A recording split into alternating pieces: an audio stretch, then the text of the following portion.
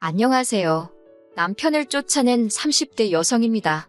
남편은 제가 염치도 모르는 피도 눈물도 없는 여자라면서 저를 욕하는데 전 제가 정상인 것 같거든요. 그래서 제 이야기를 한번 해보려고요. 저는 서울에서 차로 3시간 넘게 걸리는 지방에서 나고 자랐고 저희 부모님은 농사로 생계를 이어가시는 분들이었습니다. 제가 일기론 어머님 나이가 40 가까이 될 때까지 아이가 생기지 않다가 기적적으로 저를 가지셨다대요. 문제는 저를 출산하신 이후로 어머니께서 건강이 안 좋아졌기에 원래도 넉넉지 못했던 집안 사정이 더 안 좋아졌다고요.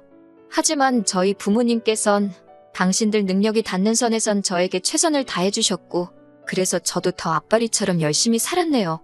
그래서 전액장학금을 받는 조건으로 대학을 다니게 되었지요.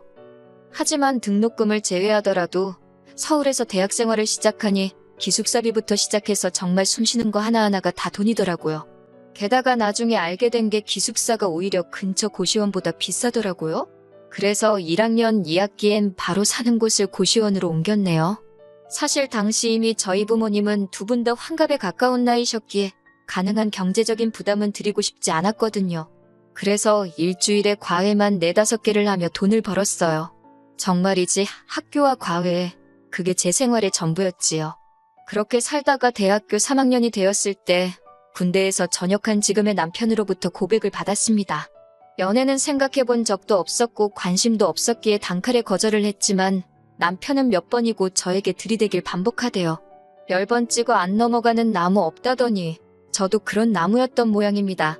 결국 끈질긴 남편에게 제가 마음의 문을 열었고 연인 사이가 되었거든요. 하지만 남편하고 어디 분위기 좋은데 식사를 하러 간다거나 같이 여행을 간다거나 그런 일은 없었어요. 말이 나와서 말이지만 이혼하게 된 마당에 지난 기억을 포장하고 싶진 않네요. 어떻게 들릴지 모르겠지만 제가 형편이 좋질 않았으니 남들 하는 평범한 연애엔 욕심도 없었어요. 어쩌다 정말 영화 한 편 보고 밥 한 끼 그것도 10,000원 안팎의 메뉴로 먹고 솔직히 갓 전역한 대학생 남자가 돈이 있으면 얼마나 있었겠어요? 그래도 마음은 진심이려니 믿었기에 결단코 서운하거나 섭섭하다 생각해본 적은 없습니다. 그리고 분명히 말해두지만 당연히 남편에게 돈을 빌려다 쓴다거나 구두나 가방처럼 삐까뻔쩍한 선물을 받은 적도 없어요. 그런 걸 원하거나 기대한 적도 없고요. 이후로 남편과 저는 같은 해에 졸업을 했고 저는 그때부터 더 치열하게 살아야만 했습니다. 남편은 바로 중소기업에 취직을 했지만 저는 은행에 입사하는 것이 목표였기 때문에 다른 회사들은 쳐다보지도 않았네요. 하지만 제가 첫 해에는 취업에 실패해서 이후로는 어쩔 수 없이 과외와 취업 준비를 병행해야만 했습니다. 이때도 남편에게 따로 경제적으로 도움을 받은 건 없어요. 남편은 그래도 하는 말이 데이트할 때는 자기가 다 비용을 부담했다 하는데 맹세컨대 끼니에 20,000원이 넘는 곳에 가본 적이 없었고 데이트라고 해봤자 제 공부 때문에 한 달에 한두 번 본 게 전부입니다. 그리고 저도 사람인데 남편에게 왜 미안한 마음이 없었겠어요.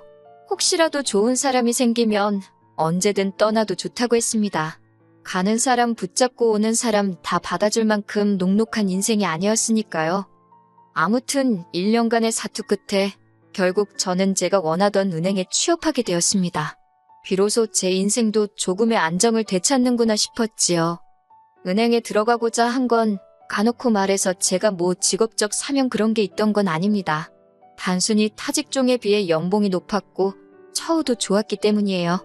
저는 월급의 70%를 저축할 만큼 예전처럼 알뜰하게 살았는데 남편은 이를 꽤나 서운해했어요. 하지만 지난 3년간 남편이 한결같이 제 옆에 있어준 건 사실이었고 얼마를 어떻게 썼건 간에 그 당시엔 남편도 그게 최선이었을 거라 생각하니 그 서운한 마음을 제가 받아줘야겠다 싶더군요. 그래서 제가 먹을 거 덜 먹고 살 거 덜 사가며 이따금씩 좋은 선물도 해주고 멋진 곳에서 식사도 사주고 그랬습니다. 반면 중소기업에 들어간 남편의 주머니 사정은 대학생 때에 비하면 나아지긴 했지만 저에 비하면 넉넉하진 않았지요. 그렇다 보니 남편이 준비하는 데이트는 솔직히 예전과 별반 달라진 게 없었어요. 저도 사람이고 사회생활을 하다 보니 그런 것들을 비교하지 않을래도 비교하게 되고 안 보려 해도 보게 되더라고요. 그래도 행여나 남편이 자존심 상해할까 싶어서 그런 부분에 있어서는 아무런 티도 내지 않았습니다. 저도 돈이 없었던 시절이 있었으니 얼마든지 이해하고 품어줄 수 있었어요. 그렇게 또 몇 년을 연애를 하다가 작년 초 마침내 부부의 연을 맺게 되었습니다. 친정부모님은 어느덧 칠순을 넘은 나이셨고 제가 생활비를 70만 원씩 보내드리고 있었네요. 그리고 저는 직장 생활을 하며 모은 돈으로 경매를 했는데 운 좋게 작은 상가를 낙찰받아 꽤나 쏠쏠한 부수입을 얻고 있었고요. 그런데 문제는 상견례 자리에서 이런 이야기들이 제 의사와는 상관없이 전부 다 오갔다는 거예요. 남사스럽긴 하지만 연로하신 저희 부모님께선 어느 상황이건 누굴 만나건 그렇게 제 자랑을 하세요. 이후로 상대방 입에서 딸을 너무 잘 키웠다는 소리가 나오길 기다리시지요. 그 소리를 듣는 게 저희 부모님에겐 기쁨이고 낙이라는 건 진작에 알고 있었습니다. 그래도 설마 상견례 자리에서도 그러실까 싶었는데 그 버릇을 어쩌지 못하시더라고요. 그리고 저희 친정부모님의 의도대로 어머님 아버님께서 어쩌면 딸을 이렇게 똑부러지게 키우셨냐며 제 칭찬을 해주시대요. 하지만 남편과 결혼식을 올리고 난 이후로 어머님께선 걸핏하면 제가 예상하지 못한 이야기를 하셨습니다.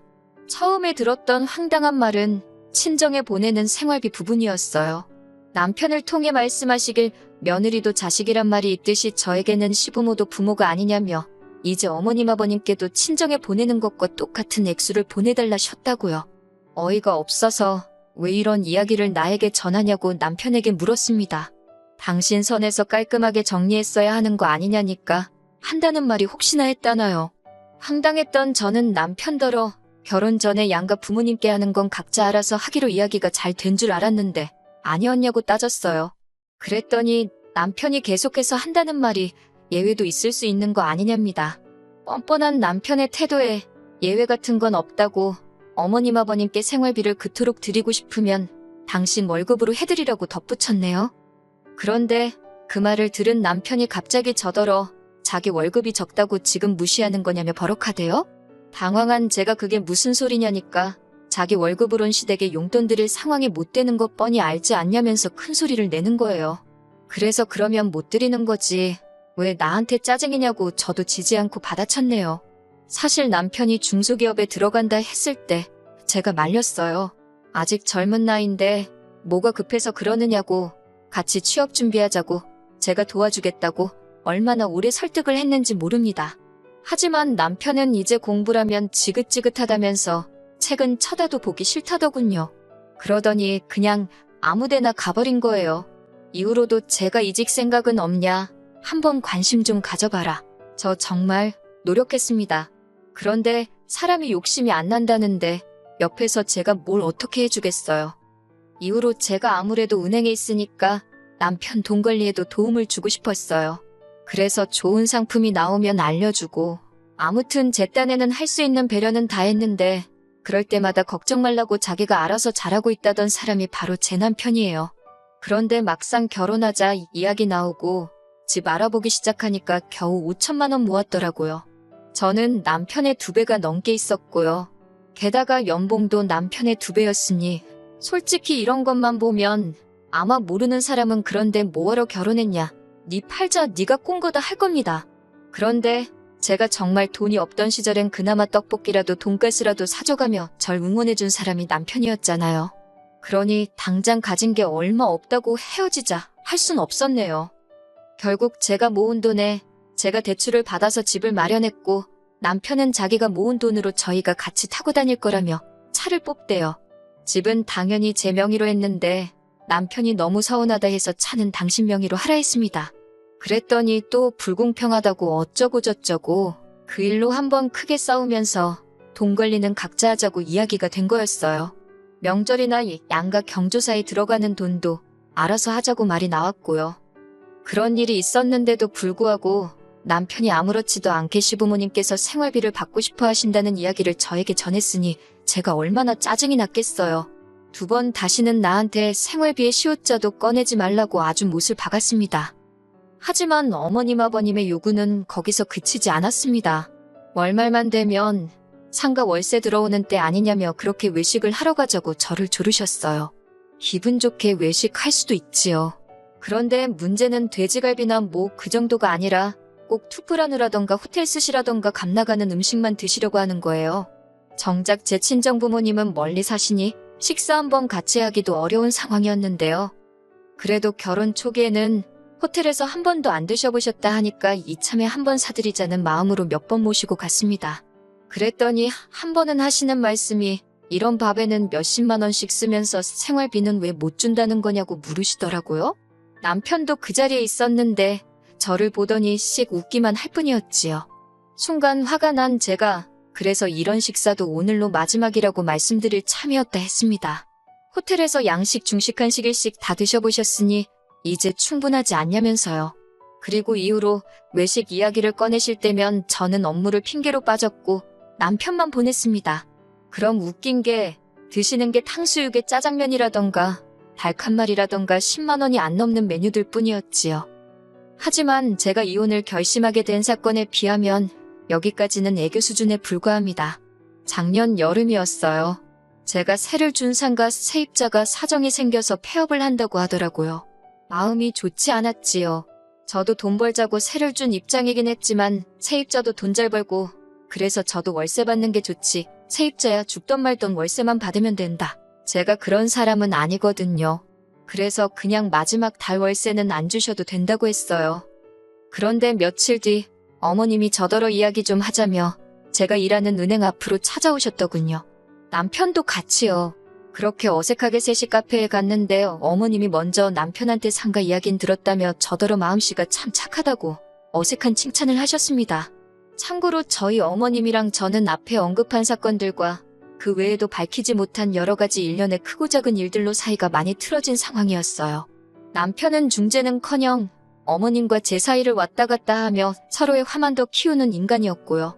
아무튼 그런 어색한 말씀에 저도 일단은 감사하다 했지요. 그랬더니 어머님이 그래서 말인데라며 말문을 여셨습니다. 저도 속으론 그럼 그렇지 무슨 소리를 하시려고 저렇게 시동을 거시나 생각하고 있었고요. 어머님께선 단도직입적으로 말씀하시겠다며 그 상가를 저희 신우한테 줬으면 좋겠다셨습니다. 신우는 참고로 저와는 동갑내기였지만 직장은 안 다니고 어머님 아버님께 용돈을 받아 생활하고 있었어요. 제가 세를 내주라는 거냐고 되물으니 남한테도 안 받는 세를 신우한테 받을 생각이냐면서 일단 가게를 내주랍니다. 한마디로 공짜로 내주라는 거였어요. 거기서 카페를 하던 뭐를 하던 그건 제가 신경 쓰지 않아도 된다면서요. 당연히 안 된다고 했지요. 세입자가 망해서 나가긴 하는 상황이었지만 그래도 상가가 있는 건물이나 동네 자체가 역세권이었기에 공짜로 놀릴 만한 곳이 아니었거든요. 월세도 월급만큼은 아니어도 꽤나 짭짤한 수입이었는데 그걸 제가 왜 신우 때문에 포기를 하나요? 저는 안 된다고 했습니다. 그랬더니 어머님께서 그러면 그렇지라며 너가 공짜로 줄 리가 없는 건 알았지만 혹시나 해서 물었답니다. 그러더니 그럼 한 달에 한 30만 원 주면 되냐대요. 제가 그래서 그러면 보증금을 한 5억쯤 달라 했습니다. 열받아서 저도 아무 숫자나 부른 거예요. 그랬더니 어머님이 돈독이 올라도 아주 시뻘겋게 올랐냐며 거길 누가 5억에 들어가냐고 짜증을 내시는 겁니다. 그래서 신우하고는 계약 안 하니까 제발 이런 억지 좀 쓰지 마시라 했어요. 말만 따라 신우가 월세라도 밀리면 그걸 제가 달라고 어떻게 이야기를 하냐. 제가 엄연히 상가 주인인데 울며 빌며 월세 받을 일 있냐고 싫다 했습니다. 그랬더니 남편이 한다는 말이 저더러 너무하대요. 제가 가진 거 하나 없던 그 힘든 시절에 자기가 저한테 얼마나 잘했냐면서 그때를 생각하면 제가 자기나 자기 가족들한테 이렇게 못한답니다. 저도 너무 화가 나서 네가 나한테 해주면 뭘 얼마나 해줬냐고 소리를 질렀습니다. 안 사귄다고 하는 사람 죽자사자 따라다닌 거 당신 아니냐고 내가 당신더러 나 따라다니라고 칼 들고 협박이라도 했냐고요. 그리고 대신에 내가 취업하고 나선 당신한테 잘해준 거 기억 안 나냐고 쏘아붙였지요. 결혼할 때 산 차도 거의 혼자 끌고 다니지 않냐. 당신 도대체 나랑 결혼하면서 해온 게 뭐가 있냐. 저도 한번 말문이 터지니까 거르고 말고 할 새도 없이 그냥 떠오르는 대로 맺혀있던 대로 다 퍼부숴버렸네요. 어머님께도 저희 친정부모님 형편이 안 돼서 따로 못 해주신다 하니까 어머님 아버님도 아무것도 안 해주신다 하지 않으셨냐. 그래도 제가 그거 가지고 서운하다고 하길 했냐 따지기를 했냐고 쏘아붙였습니다. 그래놓고 이제 와서 신우 상가를 뭐라고요. 어머님 같으면 그렇게 하시겠냐고 미친 듯이 소리를 질렀어요. 그러자 남편이 벙찐 표정으로 저를 쳐다보더니 유세고 생색이고 어지간히 불이랍니다. 솔직히 며느리랍시고 저더러 한 게 뭐가 있냐고 그래요. 다른 집 며느리들은 시어머니 마사지도 등록해주고 명품백도 갖다 바치고 그런다는데 저는 돈만 잘 벌면 뭐하냐고요. 저는 제 주머니 불리기에 바빠서 시댁 식구들은 안중에도 없는 나쁜 엑스랍니다. 그 소리를 들으니 진짜 남편이 남편으로 안 보이고 정신 나간 엑스로 보이대요. 그래서 남편더러 너 말 잘했다고. 그래 나는 돈 벌어서 내 주머니 불리기에 바쁜 돈에 환장한 엑스다. 그러니까 갈라서자 했습니다. 내가 힘들게 번 돈으로 산 집에서 너 편하게 밥 처먹고 자빠져 자는 꼴 더는 못 봐주겠으니까 당장 꺼지라고 했어요. 온 동네 주인 없는 개들을 다 불러와서 거두는 일이 있어도 너는 내 집에 못 있는다고 나가라 했지요. 당장 오늘 내로 짐 정리 안 하면 경찰 부를 거라고도 했고요. 그놈의 혼인신고도 하러 가자고 할 때마다 피곤하네 어쩌네 요리조리 게으름만 피우더니 그땐 그게 그렇게 서운했는데 이때만큼은 아이고 감사합니다 싶더라니까요. 제 입에서 이혼 소리가 나오기 시작하자 남편도 그래 해. 이혼이 뭐가 무섭냐며 악을 쓰는데 정작 이 모든 문제의 사단인 어머님께서 저를 어르고 달래기 시작하셨습니다. 당신이 생각이 짧았다면서 아들놈 교육 다시 시킬 테니 이혼 소리는 하지 말래요. 이혼하면 여자만 손해라나 어쩐다나. 제가 그런 어머님을 횃불이치고는 손해봐도 된다고 이혼할 거니까 마음에 없는 소린 하지도 마시라 했습니다. 그리고는 먼저 카페에서 나왔어요. 집에 도착해 남편 짐을 하나씩 끄집어냈습니다. 새삼 남편이란 작자가 정말 이 신혼집에 이 신혼살림에 공헌한 바가 없다는 게 눈에 들어오대요. 10여 년의 세월이 이렇게 순식간에 힘을 잃을 수 있다는 사실에 스스로 놀라면서도 정은 뚝뚝 떨어졌고요. 대충 쓰레기 봉투랑 택배 상자에 남편 짐을 담아서 현관밖에 끄집어내놨습니다. 그리고 1시간쯤 지나자 어머님과 남편이 같이 왔더군요. 제가 비밀번호를 바꿨더니 현관을 발로 차고 벨을 누르고 결국 경찰을 불렀고 그제서야 저희 집 현관에서 떠났습니다. 솔직히 전 혼자 있었으니 저러다 현관문 어떻게 되는 거 아닌가 싶어서 무서웠어요. 저는 집을 팔기 위해 내놓은 상황이고 지금은 은행 근처 오피스텔에서 머물고 있습니다.